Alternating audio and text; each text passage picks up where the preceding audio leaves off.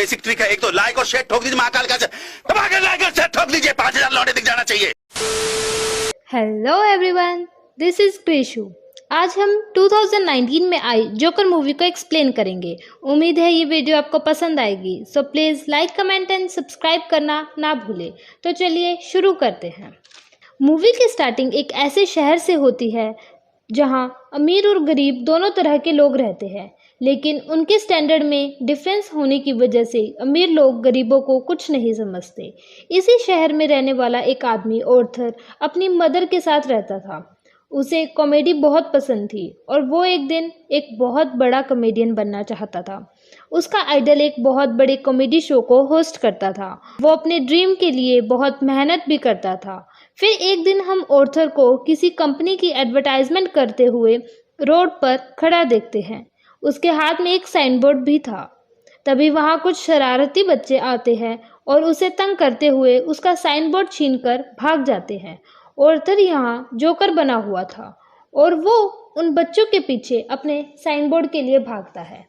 तभी वो बच्चे साइन बोर्ड को उसके मुंह पर मारते हैं, जिससे साइन बोर्ड टूट जाता है और फिर वो बच्चे ऑर्थर को भी बहुत मारते हैं। ऑर्थर बहुत हर्ट था और फिर वो अपने बॉस के पास जाता है और सारी बात बताता है, लेकिन उसका बॉस उसी पर चिल्लाता है और कहता है, तुम्हारा दिमाग तो ठीक है, बच्चे ऐसी हरकत कैसे कर सकते हैं, तुम्हें अब तुम्हारी सैलरी भी नहीं मिलेगी। ऑर्थर में कॉन्फिडेंस की कमी होने के कारण वो अपने फेवर में कुछ नहीं कहता और फिर वो बाहर आ जाता है और सोचता है कि क्या सच में मैं इतना बुरा हूँ कि कोई भी मेरी बात का यकीन नहीं करता। अगले दिन ऑर्थर अपने एक साथी से मिलता है और उन बच्चों के बारे में बताता है, जिस पे उसका साथी कहता है कि ये तो बहुत बुरा हुआ यार, तुम्हें अपनी हिफाजत करनी चाहिए थी। और फिर वो ऑर्थर को गन देता है और कहता है कि इसे अपने पास रखो, मुश्किल वक्त में ये तुम्हारे काम आएगी। ऑर्थर के काफ़ी मना करने के बाद भी वो उसे गन दे ही देता है। फिर ऑर्थर घर जाने के लिए बस में बैठता है। उसके सामने एक बच्चा बैठा होता है। वो उसे हंसाने की कोशिश करता है और फिर वो बच्चा काफ़ी ज़ोरों से हंसने लगता है, जिस पे उस बच्चे की माँ को गुस्सा आता है और वो ऑर्थर से कहती है, हटो, हमें परेशान मत करो। और इस पे ऑर्थर हंसने लगता है। इस पे हमें बताया जाता है कि उसे कोई सीरियस साइकोलॉजिकल इशू होता है, जिसके कारण वो कहीं पर भी हंसने लगता है। तो वो उस लेडी को एक कार्ड देता है जिस पे उसकी इस डिजीज़ के बारे में लिखा होता है। वो घर आके अपनी मेडिसिन्स लेता है, क्योंकि ये मेडिसिन्स बहुत एक्सपेंसिव थी और वो गरीब था, इसीलिए वो ये मेडिसिन गवर्नमेंट मेडिकल सेंटर से फ्री लेता था। फिर वो एक दिन अपने साइकेट्रिस्ट के पास जाता है, तो वो उसे कहती है, तुम मुझे अपनी डायरी दिखाओ।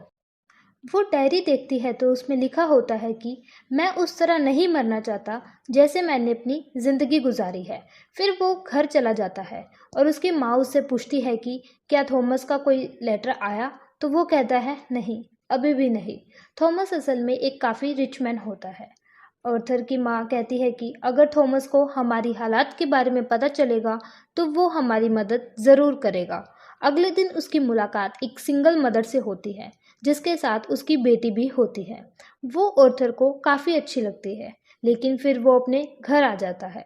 अब उसकी माँ फिर से उससे वही सवाल करती है, तो वो कहता है कि वो हमारी मदद नहीं करने वाला। अगले दिन वही सिंगल मदर ऑर्थर के घर आती है और कहती है कि मैं कुछ टाइम से नोटिस कर रही हूँ कि तुम मेरा पीछा कर रहे हो। जिस पर वो कहता है कि हाँ, मुझे तुम अच्छी लगी। जिस पर वो लड़की उसे स्माइल देती है और जल्दी ही उन दोनों में दोस्ती हो जाती है। ऑर्थर को एक और जगह से जॉब की ऑफर आई होती है। वो एक चिल्ड्रन हॉस्पिटल होता है। ऑर्थर वहाँ जब डांस कर रहा होता है तो उसकी पॉकेट से वही गन गिर जाती है और सभी बच्चे डर जाते हैं। स्टाफ हैरान होता है कि इसके पास गन कैसे आई। इसके कारण उसे इस जॉब से भी निकाल दिया जाता है। फिर वो अपने बॉस को फ़ोन करके कहता है कि ये तो सिर्फ टॉय गन है। तो बॉस कहता है कि झूठ मत बोलो, मुझे तुम्हारे साथी ने सब कुछ बता दिया है कि तुमने उसी से ज़बरदस्ती वो गन दी थी। यहाँ पर वो फिर से काफ़ी हर्ट था। उसके बाद दिखाया जाता है कि ऑर्थर ट्रेन में घर जा रहा होता है और वहाँ पर 3 बिजनेसमैन भी होते हैं और वो एक लड़की को छेड़ रहे होते हैं और उसी टाइम आर्थर को हंसी आने लगती है। और उन तीनों को लगता है कि ये हम पे हंस रहा है और वो उसे बहुत मारते हैं।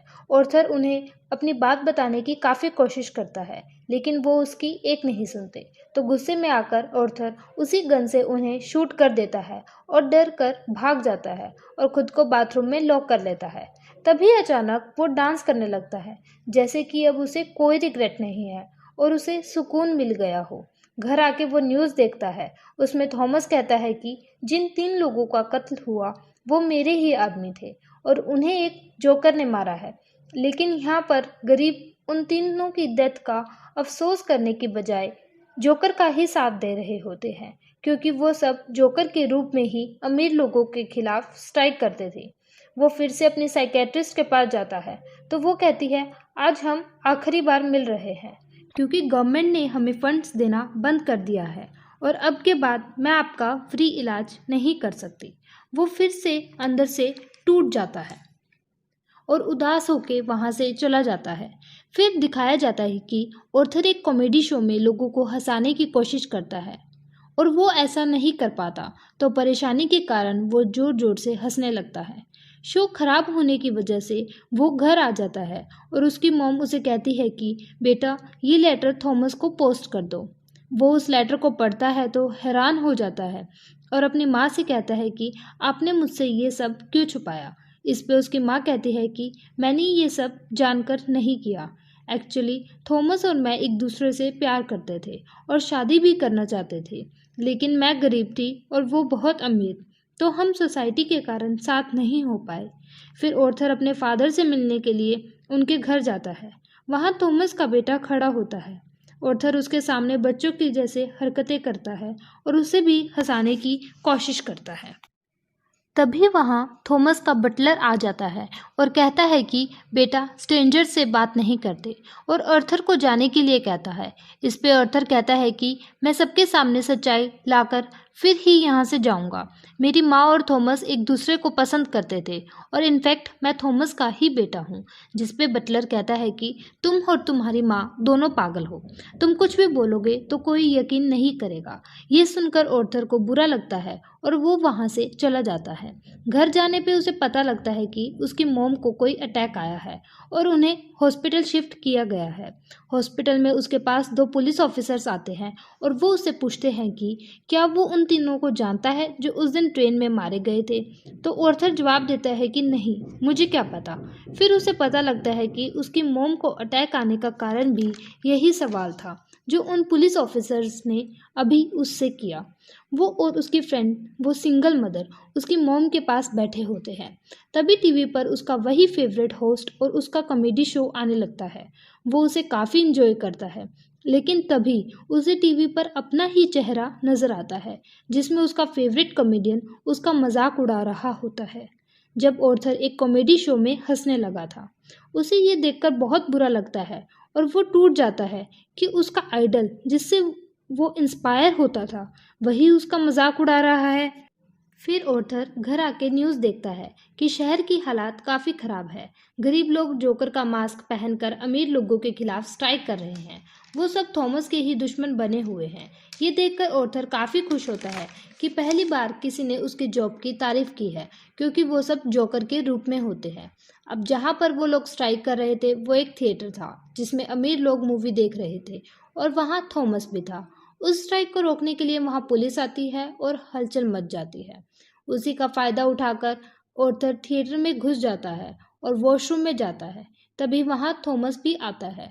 ऑर्थर उसके पास जाके पोलाइटली कहता है कि मैं आपका बेटा हूँ, मेरी माँ और आप एक साथ हुआ करते थे, याद करें। थॉमस उसे कहता है कि मैं इस नाम की किसी लेडी को नहीं जानता और वो उसे जोरदार मुक्का मार के वहाँ से चला जाता है, जिससे उसकी नाक से बहुत खून बहता है। ऑर्थर के घर जाने के कुछ टाइम बाद उसे पुलिस की कॉल आती है जो उन तीनों आदमी के खून की इन्वेस्टिगेशन ऑर्थर से करना चाहते थे। तभी उसे पता चलता है कि उसके फेवरेट कॉमेडियन ने उसे अपने शो पर इनवाइट किया है, क्योंकि जब उसने ऑर्थर की एक क्लिप अपने शो में ऐड की तो उसके शो की रेटिंग्स काफ़ी बढ़ गई, यानी लोगों ने उसे काफ़ी पसंद किया। इससे वो खुश होकर तैयार होकर वहाँ जाने लगता है। तभी उसे याद आता है कि थॉमस के बटलर ने उसे कहा था कि उसकी माँ पागल है। तो वो उसी मेंटल हॉस्पिटल में जाता है जहाँ कभी उसकी माँ का इलाज हुआ था। वो उन लोगों से अपनी माँ की फाइल मांगता है और उसे चुरा कर वहाँ से भाग जाता है।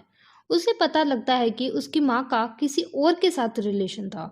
वो उसे फिजिकली बहुत अब्यूज़ करता था, बहुत मारता था और उसी दौरान अर्थर के सिर पर चोट आई थी जिसके कारण वो आज इस डिजीज़ का शिकार है।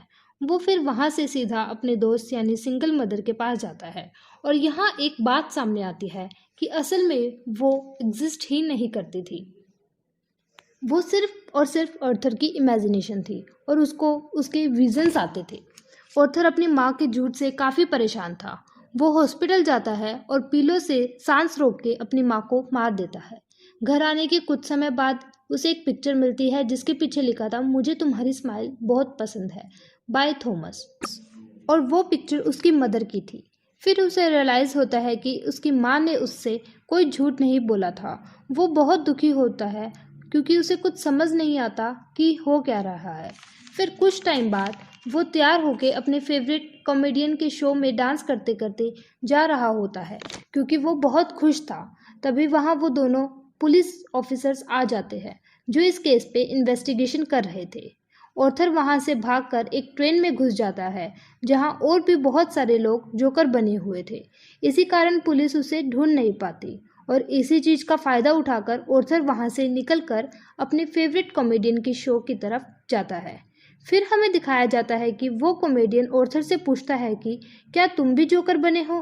क्या तुम भी अमीरों के खिलाफ प्रोटेस्ट कर रहे हो?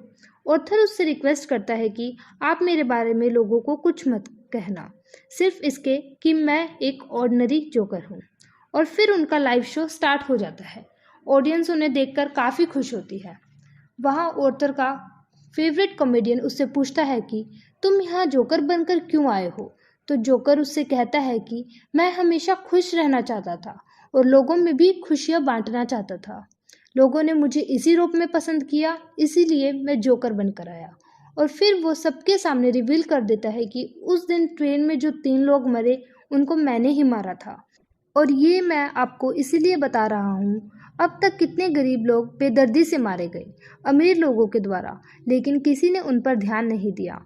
किसी ने अमीर लोगों के खिलाफ आवाज़ नहीं उठाई, किसी ने उनको याद नहीं किया। लेकिन अब जब मैंने किसी अमीर आदमी को मार दिया तो इतना शोर क्यों मच रहा है? क्या सब इंसान बराबर नहीं होते या फिर अमीर लोगों में कोई और स्पेशलिटी होती है? फिर वो एक कड़वा सच कहता है कि सोसाइटी बहुत ख़राब हो चुकी है, वो सिर्फ अपना फ़ायदा सोचती है। आपने भी अपने शो पे मुझे इसलिए बुलाया है क्योंकि मेरे कारण आपके शो की रेटिंग्स बढ़ रही थी। इस पे उसका फेवरेट कॉमेडियन कहता है कि ऐसा बिल्कुल नहीं है। तो ऑर्थर कहता है कि तुम अभी भी झूठ बोल रहे हो और फिर वो गुस्से में अपनी गन से सबके सामने उसे शूट कर देता है। लोगों में भगदड़ मच जाती है। इसी के साथ पुलिस ऑर्थर को अरेस्ट करके ले जाती है। ऑर्थर अभी भी काफ़ी खुश था। तभी वो रास्ते पर देखता है कि उसको सपोर्ट करने काफ़ी सारे लोग आए हुए हैं। उनमें से कुछ लोग एम्बुलेंस में बैठकर पुलिस कार को टक्कर मार देते हैं जिसके कारण वो पुलिस कार क्रैश हो जाती है और वो लोग ऑर्थर को बाहर निकालते हैं। वो उसी कार पर चढ़कर उन सब लोगों में शामिल हो जाता है। सब उसकी बहुत तारीफ कर रहे थे। उसके मुंह से काफ़ी खून निकल रहा था और उसी खून से अपनी स्माइल बनाते हुए जोर जोर से हंसने लगता है।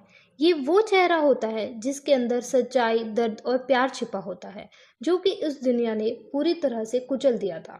वो अब उन सब लोगों का हीरो बन चुका था और वो काफ़ी खुश था। दूसरी तरफ हम थॉमस को देखते हैं जो अपनी प्रेजेंट वाइफ और बेटे के साथ भाग रहा होता है, लेकिन तभी एक जोकर उन्हें शूट कर देता है और बेटे को छोड़ देता है। फिर हमें दिखाया जाता है कि जोकर एक साइकेट्रिस्ट के पास होता है और काफ़ी हंस रहा होता है। तो वो उससे पूछती है कि तुम बेवजह क्यों हंसते रहते हो? तो वो कहता है कि आप ये फीलिंग कभी नहीं समझ सकती। ये कहकर वो वहाँ से बाहर आ जाता है और दिखाया जाता है कि उसके शूज़ के नीचे खून लगा हुआ है, जिससे ये पता लगता है कि कैसे एक अच्छा इंसान एक कातिल में बदल गया था। और यहीं पे ये मूवी एंड होती है।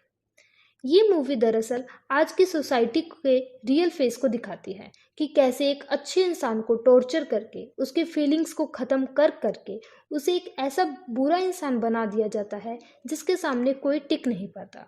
यही हमारी अपनी सोसाइटी की डार्क साइड है। आपको ये मूवी कैसी लगी कमेंट सेक्शन में ज़रूर बताएं। मैं आपसे मिलूंगी अगली वीडियो में, तब तक के लिए बाय बाय, टेक केयर।